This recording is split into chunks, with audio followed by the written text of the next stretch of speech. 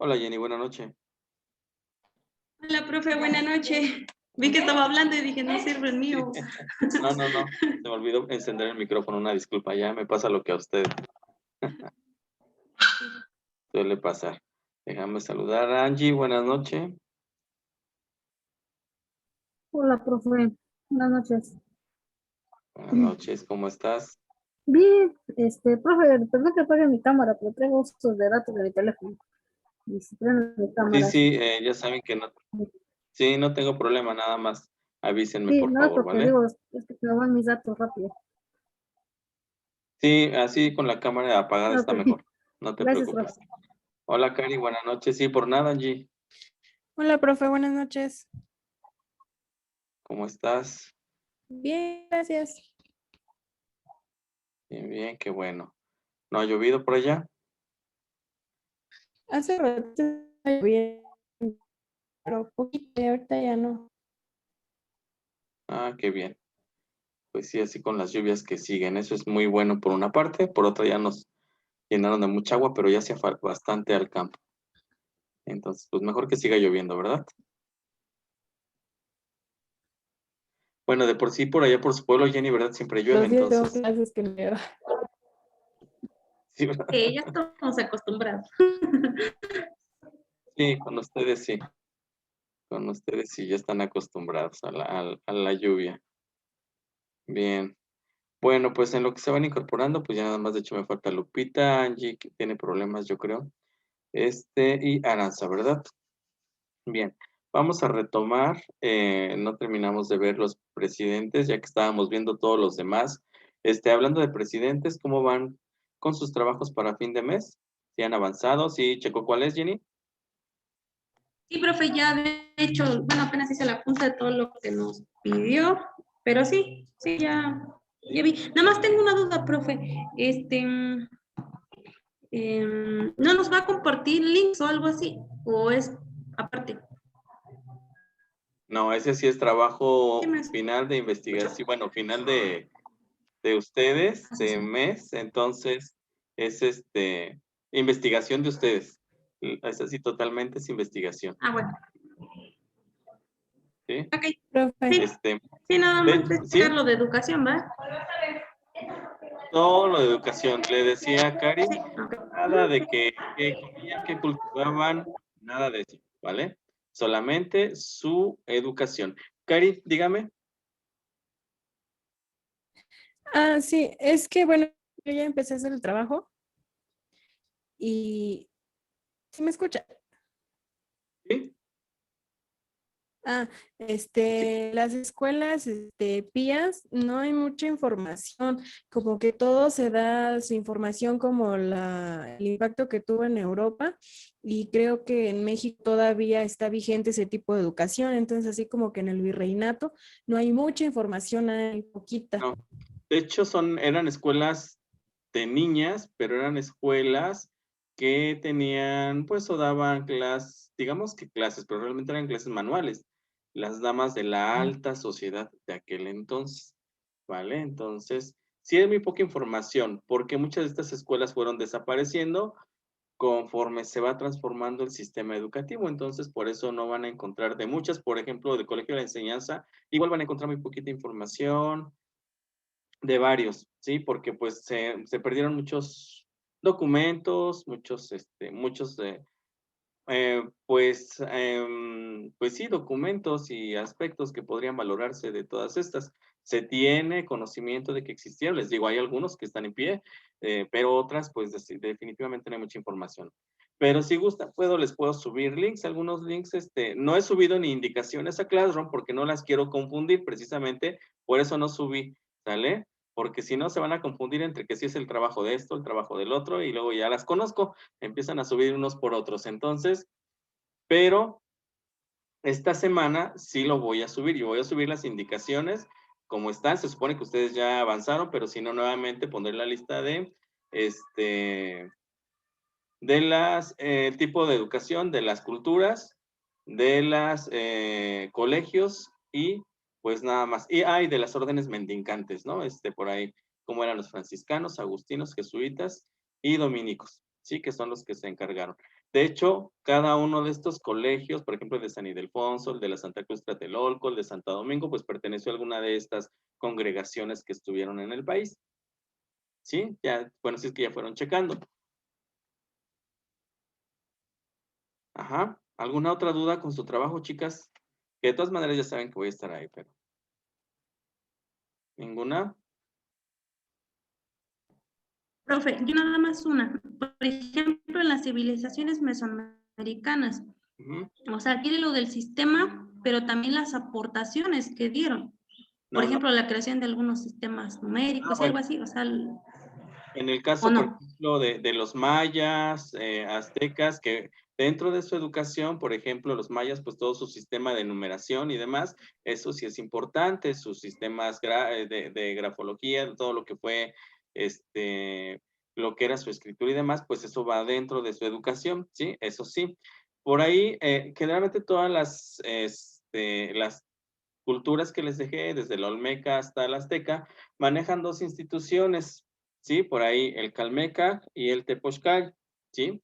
Solo que cambia, no se vayan a confundir, cambia a veces en cada cultura el tipo de educación a la que dirigían cada una de estas instituciones. Para algunos el Calmeca era como que la máxima casa de estudios, para otros era la escuela de guerreros, el Tepochcay en otros era la escuela de guerreros y en otras era la escuela de altos estudios, ¿no? Entonces, por ahí nada más chequen, porque luego dependiendo la cultura, pues estas cambiaban. Y en el caso de los teotihuacanos, tienen tres escuelas, ¿eh? Hay una que es el Calmecac, el Tepochcay y está la de mujeres. ¿Qué? Se me fue el nombre en este momento, es el... Ay, se me fue el nombre. Pero son tres, ahí son tres escuelas que ustedes van a encontrar con los teotihuacanos. ¿Sí? Son los únicos que tienen tres, digámoslo así. Ajá. Entonces, nada más la educación. No se vayan con que todos los demás, economía, agricultura, organización social, nada de eso. Nada más lo que era su aspecto educativo, lo que eran los maestros, que en este caso generalmente eran sacerdotes, o si había maestros, y nada más, ¿sale? Y pues ya del virreinato, pues las órdenes mendicantes y los colegios que por ahí les dejé. Ajá. Entonces, nada más. Lo más relevante. ¿Alguna duda, chicas? No, ninguna. Yo tengo otra duda, profe. Sí, Cari. ¿Qué título va a llevar el trabajo? Le vamos a poner la educación, si no les dije, ¿verdad? La educación en el México prehispánico y la educación durante el virreinato. Está largo el título, pero bueno, estamos abarcando dos periodos.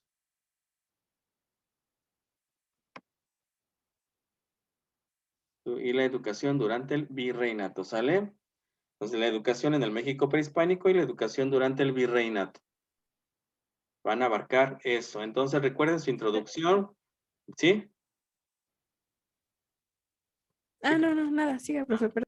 Entonces, recuerden que lleva su introducción, pues después de lo que van a analizar podrán hacer su introducción y una conclusión de lo que entendieron, pues, del trabajo, ¿verdad? Recuerden que todo es en formato APA, ya se saben las características, ¿verdad? Entonces, si alguien tiene problemas con el uso de computadora o demás, recuerden que lo pueden hacer a mano, nada más me avisan, por favor, y si pueden poner todas las imágenes que ustedes encuentren, quieren, gusten, si las pueden incluir en este trabajo, ¿vale?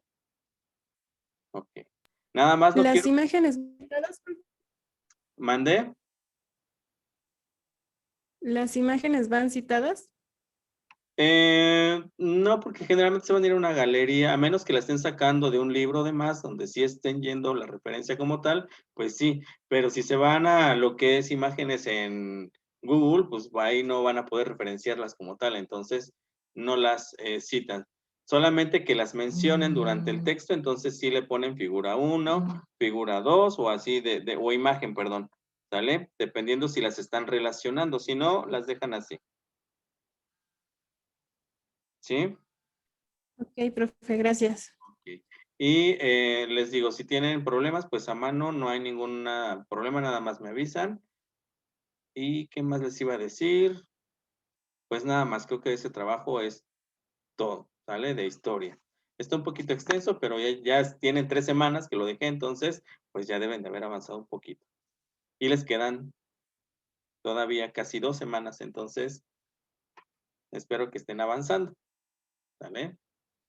Porque el final, pues va a estar todavía mucho más pesado, ¿eh? De una vez les voy avisando para que vayan, este, se vayan haciendo la idea de que en historia no van a hacer examen escrito, va a ser un trabajo final.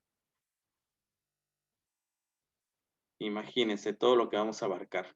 Bien, ahora sí, después de que creo que no tenemos dudas, Aranza, buenas noches, no la había saludado, creo que no. Buenas noches, profe.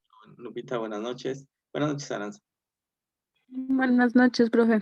Buenas noches. Ahora sí. Entonces, les encargo, por favor, su trabajo. Y ya esta semana, ahora sí, subo indicaciones de ese trabajo para que pues lo puedan retomar, pero ya no se confundan porque pues no habrá tarea, entonces pues ya no va a haber confusión, ¿verdad? Ok. Bien, chicas. Entonces, vamos a terminar lo que no concluimos hace 8 días y estábamos viendo por ahí los periodos presidenciales, ¿sí? A partir de 1940 y vamos a ver pues hasta, obviamente hasta la fecha actual, pero pues bueno, estábamos analizando sobre todo pues de 1940 a 1970 y teníamos 2 periodos pendientes que son del 70 hasta 1982. Vamos a ver sus características en rápidas, vamos a ver para que puedan exponer pues Lupita y Angie que tienen muchas ganas de, de exponer, se les nota, entonces vamos a ver entonces. Bien, tenemos a Echeverría y pues bueno, en esta administración ya vimos que pues surge la Ley Orgánica de Educación Pública en el 73, de alguna manera recuerden que este presidente pues expide la Ley Federal de Educación. Esta Ley Federal de Educación, bueno, después se va a transformar prácticamente hasta el periodo de Carlos Salinas de Gortari, que ahorita nos van a comentar, pero bueno, es de lo que empieza a ser. Recuerden que todos estos periodos generalmente se están preocupando por lo que es la educación básica en el nivel primaria. O sea, no estamos hablando de nivel secundario, nivel preescolar, ni en universidad, ni bachillerato, sino que los ciudadanos mexicanos pudieran accesar a lo que era la educación primaria. Sí, entonces, bueno, vamos a ver esta parte. No quiere decir que porque se crearon nada más o porque nada más estaban referenciando más a la educación primaria, se dejó de un lado todo lo demás. Claro que no, se siguieron construyendo escuelas, se crearon más instituciones, bachilleratos, universidades, obviamente, sobre todo pues la cobertura para la educación primaria, también se crearon más preescolares, sí, pero pues obviamente recuerden que pues el peso era en la educación primaria. Entonces, bueno, algo que debemos recordar es que, bueno, que debemos de retomar de este señor es que durante su periodo, la educación en todos sus niveles se basó en la teoría sociocultural.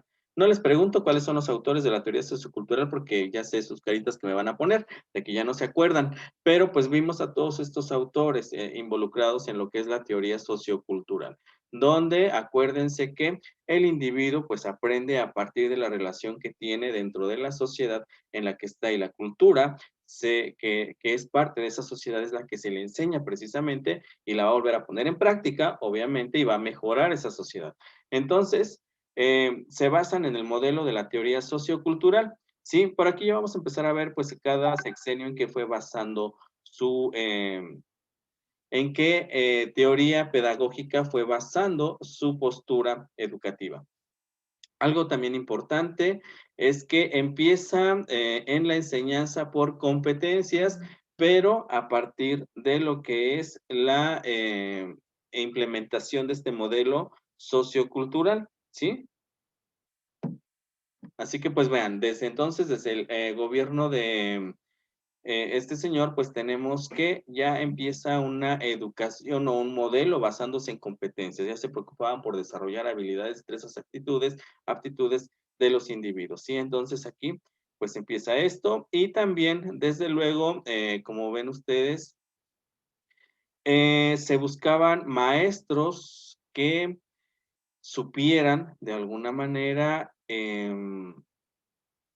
pues pudieran trabajar con alumnos que estuvieran en algunas situaciones de carácter informal, es decir, maestros que no estaban como tal dentro de las escuelas, pero que se encargaban de abarcar a estos alumnos que estaban fuera de.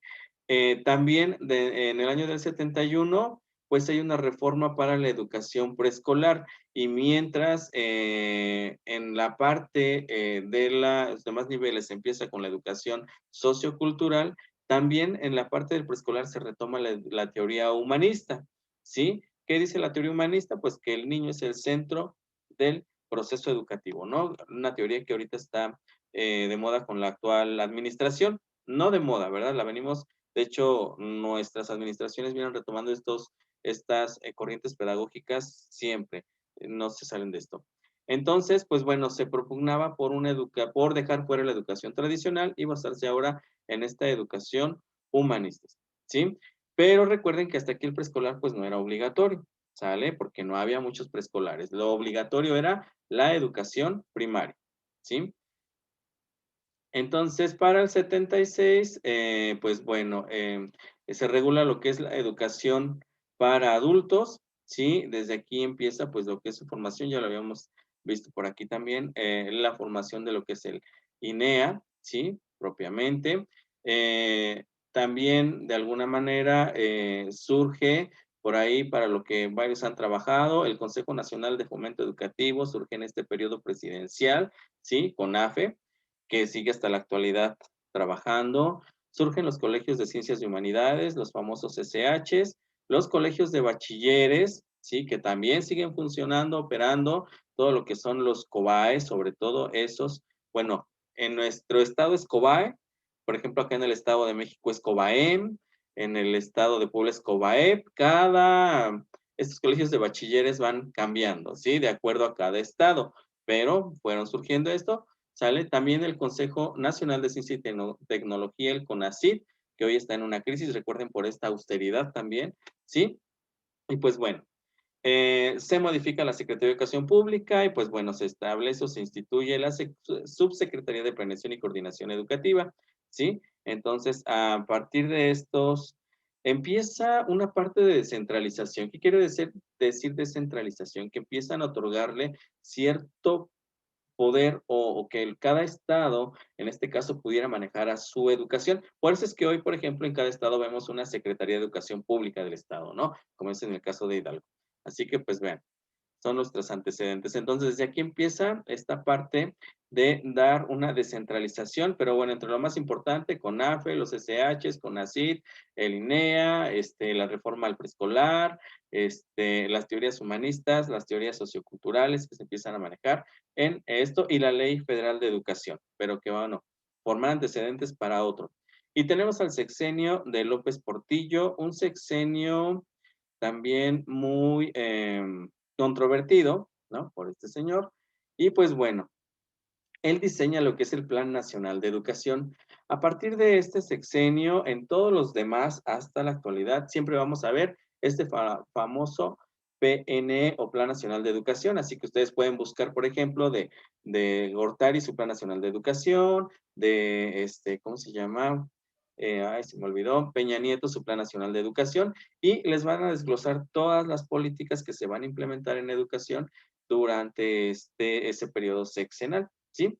Bien, así que en este periodo de López Portillo, pues sobre todo hay una gran interés por lo que es la educación preescolar, ¿sí?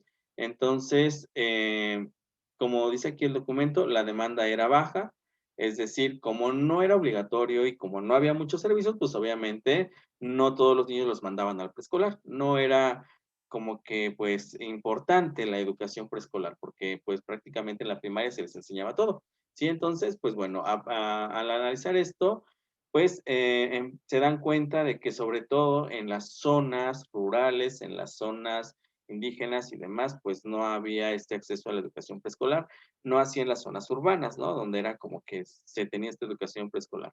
Entonces, empiezan a reformar para que precisamente surjan más preescolares. Recuerden que aún así se sigue trabajando sobre todo en la educación primaria. Eso es lo que más se sigue atacando, ¿sí? También se identificó que los primeros grados de primaria pues no estaban dando los resultados esperados, ¿sí? Así que, según los análisis de aquellas épocas, pues dieron como resultado que en primero y segundo de primaria se tenía mucho atraso y no se tenía gran avance porque los niños no iban al preescolar.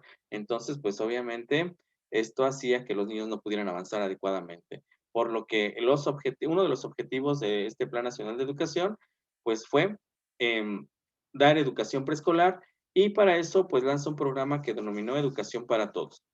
Ajá. Y bueno, su meta era atender el rezago educativo que existía en niños. No estamos hablando de adultos, sino en niños, atender a los niños de aquel entonces, ¿sí? Bien, pues bueno, algo también importante durante este periodo es que surge el Colegio Nacional de Educación Profesional Técnica, los famosos CONALEP, que también siguen vigentes, ¿sí? Estos son muy importantes. Ujú. Y sobre todo con la finalidad de incorporar pues a los ciudadanos al trabajo, ¿no? Al mundo laboral, que es muy importante. Ajá. Otro aspecto de este Plan Nacional de Educación, pues bueno, era elevar, aquí empezamos a retomar un concepto muy importante que es el concepto de calidad en la educación, porque era elevar la calidad de la educación. Sí, entonces, bien, esto de que, por ejemplo, Peña Nieto o Andrés Manuel nos digan que hay ellos la calidad educativa, pues no, realmente ya viene desde gobiernos atrás que implementan estos. Ya vimos que lo de competencias, aunque se empieza a desarrollar en el 2000 con más fuerza para acá, realmente viene desde el año 70, imagínense ustedes, ¿no? Tratando de una educación por competencias. Entonces, eh, elevar la calidad de la educación y pues bueno, se crea en el 78 otra institución muy importante que es la Universidad Pedagógica Nacional con el fin precisamente de crear profesionistas, profesionales que atendieran precisamente todo lo que tenía que ver con educación y elevar así la calidad. Ajá, entonces tenemos dos instituciones también otra vez importantes que siguen vigentes. Por un lado los CONALEP, que son parte de una preparación de carácter bachillerato, ¿verdad? Y la Universidad Pedagógica Nacional.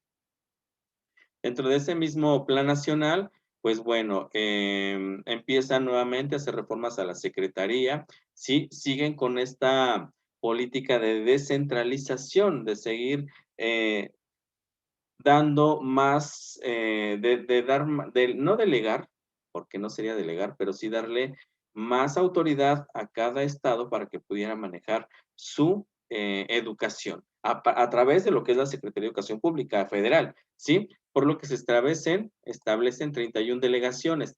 Estas delegaciones son las que pues hoy conocemos como la Secretaría de Educación Pública de Hidalgo, la Secretaría de Educación Pública de Querétaro, Secretaría, o sea, todas estas se encargan de manejar precisamente la educación en sus entidades, ¿sí? Entonces, imagínense, desde ahí se descentraliza, ya no todo queda centrado en el gobierno federal. También empiezan a trabajar, pues, en lo que es la educación superior, ¿sí? Y crean en el 76 la Coordinación General de Educación Superior, Ciencia y Tecnología, ¿sí? Y también en el 78 se promulga la Ley Nacional de Coordinación de la Educación Superior y en el 79 la Coordinación Nacional para la Planeación de la Educación Superior. Todas estas instituciones las van a ver ustedes cuando vean política educativa, muchas de estas siguen vigentes y van a ver cuáles son sus funciones y qué es. Porque todavía no llevan política ustedes, ¿verdad? Política, legislación y política educativa. Ok. Mucho de lo que estamos viendo ahorita, ustedes lo van a retomar cuando vean política y legislación educativa. Por eso no andamos en estos institutos, ¿sale? Porque los van a ver ahí. Y pues bueno, entonces del 76 al 82, pues está la desconcentración de la SEP, ¿sí? ¿Por qué? Pues porque se empieza a descentralizar, se empieza a dar a los estados a que manejaran la educación a nivel estatal, ¿sí? También esto a nivel municipal, obviamente se descentraliza. El programa de escuelas para todos los niños, que bueno, pues educación básica. Y en ese entonces el secretario de Educación Pública, Jesús Reyes Heroles, pues crea el programa Primaria para todos los niños. Y en esta búsqueda o en este querer alcanzar esta meta de educación para todos los niños, pues resulta que se encuentran con que hay 6 millones de adultos en México que eran analfabetas. Entonces, imagínense ustedes. Y pues bueno, en este periodo, la teoría que sustenta la educación es la teoría cognitiva, ¿sí? Entonces, siguen manejando el modelo por competencias que había dejado el otro presidente, pero aquí se sustenta ahora todo sobre los teóricos de la corriente cognitiva. ¿Quiénes eran? Pues entre ellos Piaget, Bandura, ¿verdad? Que son de esta corriente, ¿sí? Entonces vean cómo pues cada plan nacional, bueno, cada reforma educativa fue obedeciendo a ciertas teorías pedagógicas que le dan sustento precisamente a estos cambios que hubo en ese entonces. Ujú. Y pues bueno, sí, hubo grandes cambios, hubo más cobertura de la educación primaria, lo que hubo mayor calidad de la educación, se siguió trabajando pues toda la idea cognitiva y en el 80 se modifica el artículo tercero constitucional que en cuanto a las universidades incluye lo que es la autonomía universitaria, aunque recuerden ustedes que esta autonomía pues ya viene desde, si mal no recuerdo, y si ustedes recuerdan también, ¿verdad? Desde Vasconcelos. Recuerden que por ahí empieza a darse la autonomía a la universidad y con esto, pues obviamente a las demás, ¿sí?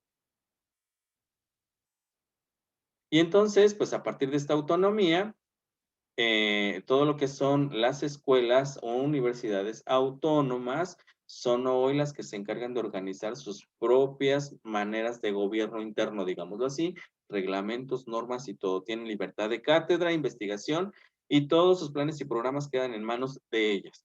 De hecho, en este caso, por ejemplo, pues también lo que es las escuelas particulares generalmente gozan de esta autonomía, o sea, no se rigen por lo que diga por lo que diga el Estado, ¿sí? Todas es por esta de autonomía y esto es por decreto de López Portillo en 1980, ¿sí? Y pues bueno, también en lo que es la educación media superior con López Portillo, ahora la educación media superior, mientras la básica se va en la teoría cognitiva, en el medio superior, que sería toda la parte de bachilleratos, se implementa lo que es la teoría humanista, ¿sí? Entonces, vean, fueron como que implementando las teorías de acuerdo a las necesidades que requerían en ese entonces. De hecho, cada uno lo va a hacer así. Ajá.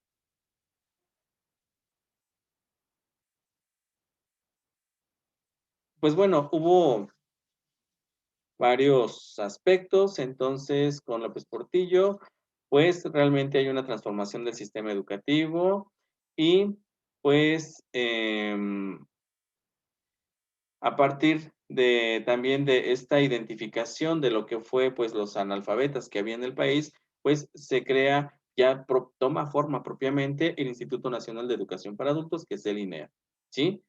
Esto es importante porque es un organismo que sigue trabajando hasta la actualidad. ¿Dudas con estos presidentes, con estas teorías políticas que ustedes ya investigaron, de hecho? ¿Ninguna? Ok. Bien, entonces vamos a dar paso a lo de esta semana, que son las políticas implementadas en el sexenio de Miguel de la Madrid y también en el sexenio de Carlos Salinas de Gortari. Y para eso, pues Angie preparó una exposición. Espero que ya esté lista, Angie. Déjenme la pongo por aquí. Déjenme bajo. Aquí está. Bien, vamos a ver otro presidente muy importante, aunque este es un presidente que también va a ver opacada su administración por un hecho, una crisis y un hecho muy relevante en México. ¿Alguien me quiere decir qué ocurrió durante el periodo importante, durante el periodo de este presidente en México? es un acontecimiento histórico que marcó al país.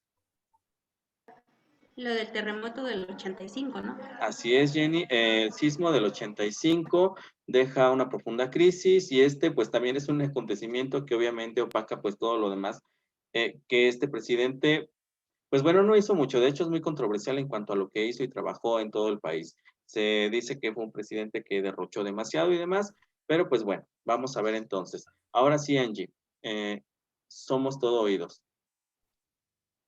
Mm. Sí, profe, ¿sí me escuchan todos? Sí, te escuchamos. Ah, dice las tendencias educativas de Miguel de la Madrid. ¿Se puede pasar a la otra? Sí, Bueno, su bibliografía dice que nació en Lima el 12 de diciembre de 1934. Ingresó a la Facultad de Derecho de la UNAM. Su tesis versó sobre el pensamiento económico en la Constitución de 1857. Su examen profesional tuvo una mención honorífica. Dice que ¿quién fue? Fue un político mexicano de México del 1 de diciembre de 1982 al 30 de diciembre de 1988. Bueno, él llega después del presidente José Portillo. Eh, Antes de que termine su gobierno, hace la proposición de la expropiación de la banca y deja al país en un lugar muy difícil en cuanto al Miguel de la Madrid llegó al poder en una de las épocas más complicadas del país. Mucho se debió a su antecesor, José López Portillo, y nacionalizó la banca 3 antes de salir del poder.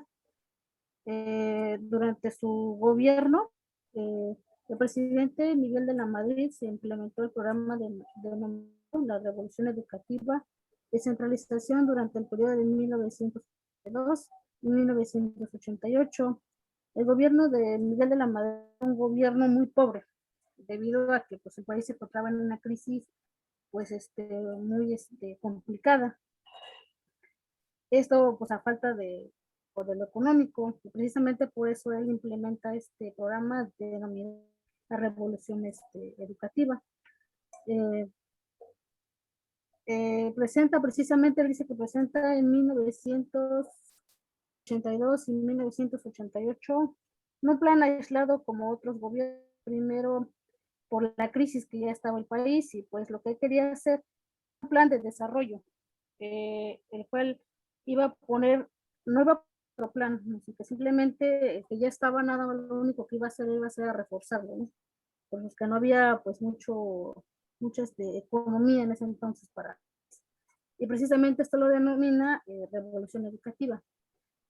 La crisis que también estaba el país afectó la de la escolaridad en la población de los menores. Esto debido al ingreso que había para la educación. No había mucho, pero lo que estaba destinado para la educación pues era muy poco, era muy poco.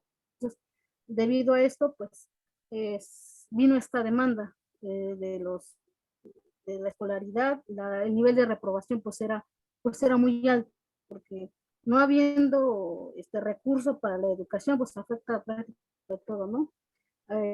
Pues hay menores ingresos de la familia, menores ingresos a la escuela, menores ingresos para los maestros, entonces todo afectó al país y pues bueno, por eso surge esta parte de la reprobación de los alumnos, ¿no? Él dice que no, todo el dinero que es destinado al sector educativo pues era muy reducido. No iba a poner a hacer nuevos libros, no iba a recrear otras cosas porque no había cómo, o no se iba a poner a investigar cómo mejorar la educación. Sus planes que ya estaban, pues ya nada más lo único que iba a hacer era reforzarlo, desarrollarlo y irlo, ¿no? No iba a haber más como ahorita, pues, a lo mejor pues había el presidente, creo yo, no estoy bien, estoy mal, el presidente creo que ha mejorado todos los libros, han cambiado como los anteriores. Pues sí ha habido un poco más de avance en sus excesos en Miguel de la Madrid.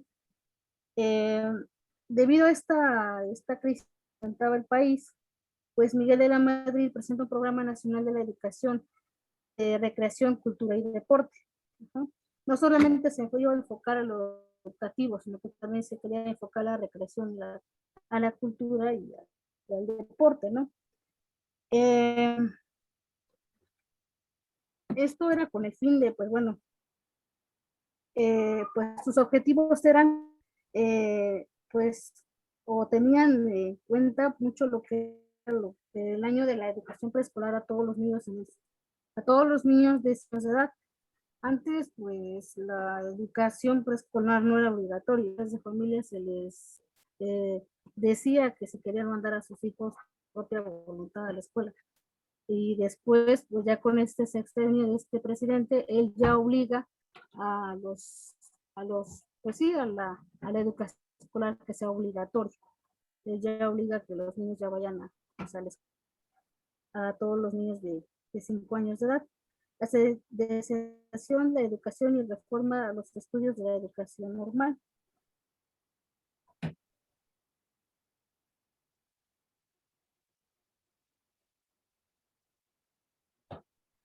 Asimismo, el programa introduce el concepto de la calidad como elemento central para consolidar la política educativa. Uno de los objetivos más importantes del programa se dirigía a descentralizar la educación normal y desconcertar la educación superior. Él lo que quería es que, pues bueno, que toda la educación pues fuera de maestros de calidad, buenas bases de estudios, buenas bases, no más de darle mejor calidad a la educación, y que esta pues fuera buena para también a los maestros que egresaban en ese entonces de escuelas, los niños que tuvieran una mejor educación. Eso es lo que él precisamente con este programa, ¿no? que hacía. Pero también afectaba un poco también en lo que era a los escuelas normalistas, porque ellos manejan mucho esa parte de sus tradiciones, su régimen, ¿no? Entonces, pues, ahí afectaba un poco también lo que eran las escuelas normales. El objetivo de la centralización fue transferir servicios de educativos niveles de preescolar, primaria, secundaria y normal del gobierno federal a los programas de los estados.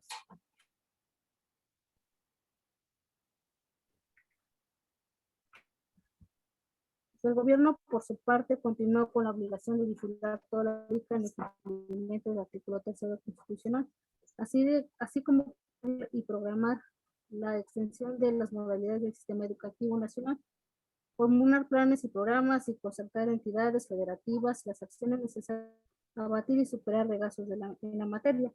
Este programa, pues, él lo llevó a cabo, lo implementó, lo prolongó, pero no lo como tal. Él no lo hizo, simplemente él nada más como que le dio una intro.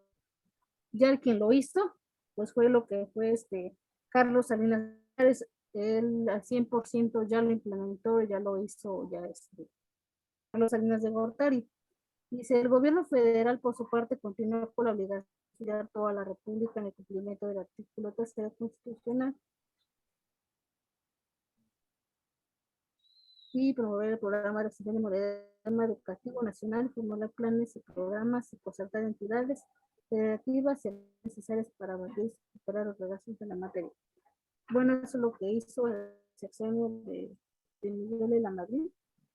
Y bueno, lo que yo pude entender en cuestiones de su sexenio que él hizo, que pues sí, prácticamente fue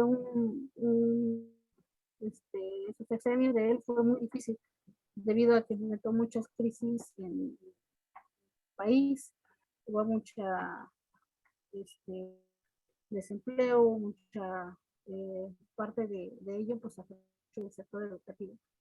Sí fue muy difícil para él enfrentar toda la crisis que llevaba el país en ese entonces. Sí, fue muy difícil para él toda esta parte de su sexenio que hubo a cargo del país. Muy bien, Angie. Oigan, les corto tantito porque se